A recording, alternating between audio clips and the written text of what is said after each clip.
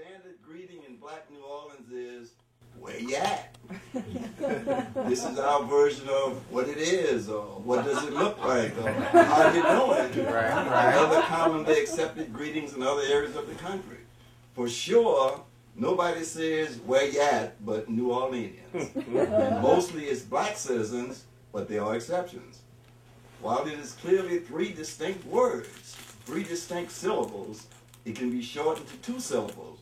Where you at? Or even one syllable. Where?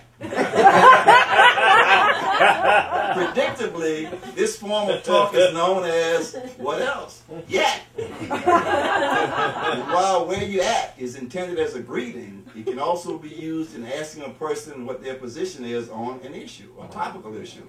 The purpose of this communication is to use our standard greeting for just that manner, to ask what is your position on a topic. The topic is Hurricane Katrina. Should that be a surprise? What else can New Orleanians be talking about? Years ago, I was talking with an elderly street person on 125th Street in Harlem. He was a man who had a tremendous amount of knowledge about Black America and especially Black New York. He was impressed with my patience in listening to his sometimes long harangues, since so many other passers-by categorized him as just another of New York's many crazies, left him just to babble to himself. I like Black history also, than most. After talking at length with him about Father Divine and how he talked about his overall impact on the times in which he lived, and pointedly informing me that Father Divine had a soup kitchen in Harlem during the Great Depression years of the 1930s, when the federal government didn't have one. He asked me where was I from. I told him New Orleans. And he smiled and stared at me for a long moment before asking me whether or not he could give me some advice.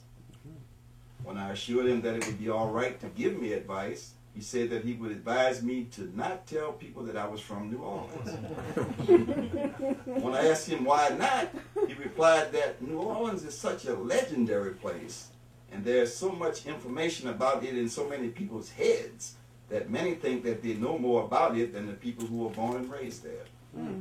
This truism is reflected in all the talk and scrutinization of the city and its people since the catastrophic Hurricane Katrina made landfall there on August the 29th.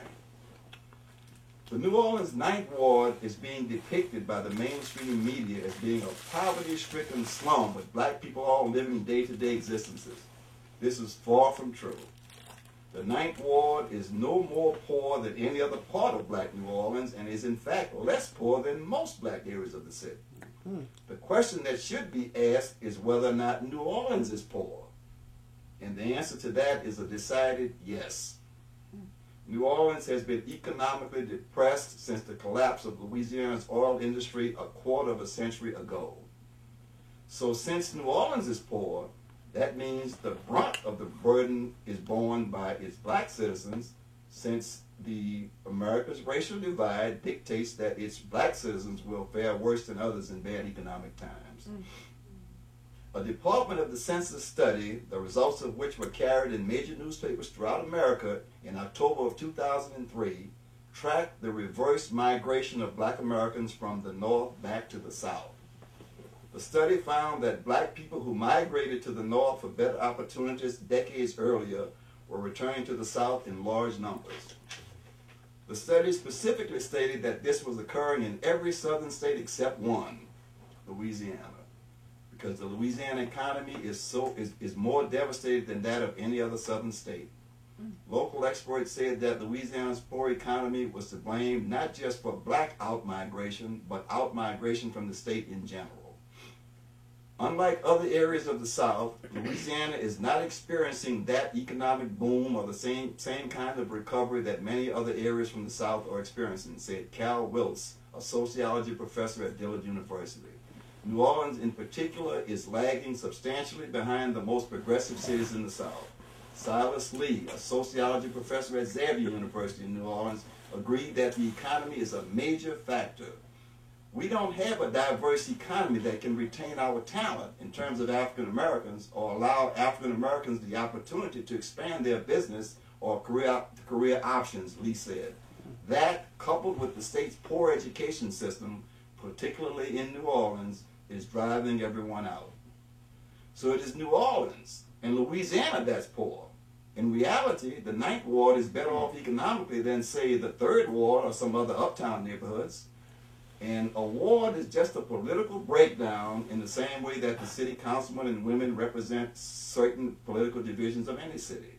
The Lower East Side of Manhattan is a political breakdown. Congressman Charles Rangel represents a political division of New York City. There are also other wards in New Orleans. I was born and raised in the 7th Ward. So let's get one thing straight about the ward business. The 9th Ward is not a place where all poor black people are herded together. The 9th Ward, while predominantly populated by African Americans, is a community of people who fall into every extreme of the economic breakdown. Mainstream newspaper accounts continue to depict the 9th Ward as poverty-stricken, and to portray it this way is to engage in misinformation. And it is akin to saying that Harlem is a poverty-stricken area. Sure, there are people in Harlem who live in poverty, and there are also people who live in Harlem who are wealthy. I know people who live in the 9th Ward who are living in poverty, and I know those who are quite well off. Fats Domino lives in the 9th Ward, in the lower 9th Ward, in a neighborhood where the flood waters nearly reach the rooftops. Fats Domino is not poverty-stricken. I also know of many other lesser-known African-American New Orleans citizens who live in the 9th Ward, and they are far from being poverty-stricken. So why do newspaper articles continue to portray all citizens of the 9th Ward as being mired in poverty? Obviously, they feel that they know more about New Orleans than the people who were born and raised there. There is an upper 9th Ward and a lower 9th Ward. This upper and lower designation has nothing to do with economic or social status. There's an Upper East Side in New York City as well as a Lower East Side in New York City. When there's a hard rain, it floods on the Lower East Side. Doesn't it, Lower East Side? It sure does. But it doesn't flood on the Upper East Side. Okay? So when there's a hard rain, it floods quicker in the lower 9th Ward, although it will often flood in the upper 9th Ward as well. The upper and lower designations deal with elevation or lack thereof and has nothing to do with economic or social status. New Orleans is one of the most segregated cities in America, and it has been since its inception. While New York City is a city of immigrants and ethnicities, New Orleans has always been about black and white. There isn't much in between in that culture. You are either one or the other. Some New Orleans African Americans are so fair-skinned that you have to ask them whether or not they are black or white. Which brings us to another misconception about New Orleans. Fair-skinned African Americans in New Orleans are not interested in trying to pass for white. In fact, many fair-skinned New Orleanians are more involved in the practice of the black traditions than are many of their darker-skinned brethren. And while we're at it, let's call Black New Orleans what it is. It is a black culture in the midst of America, perhaps the only real black culture in all of America, and one that does not have an interest in becoming mainstream, whatever that means.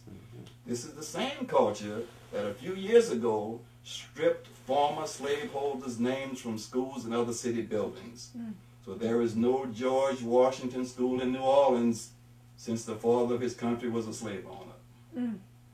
This created a lot of bitterness in certain sections of America, but it reflected clearly the independent thought that thrives in black New Orleans. It might also be added that former black slave owners had their names also stripped from schools and other city buildings. That's right. That made no difference. It reflected clearly that we are just as good as anybody else in America. We don't have to imitate something that is contrary to our own best interest to feel that we are people. We black New Orleanians don't like the fact that far too often the word integration means that we should forget about our past and just try to act mainstream, whatever that means again.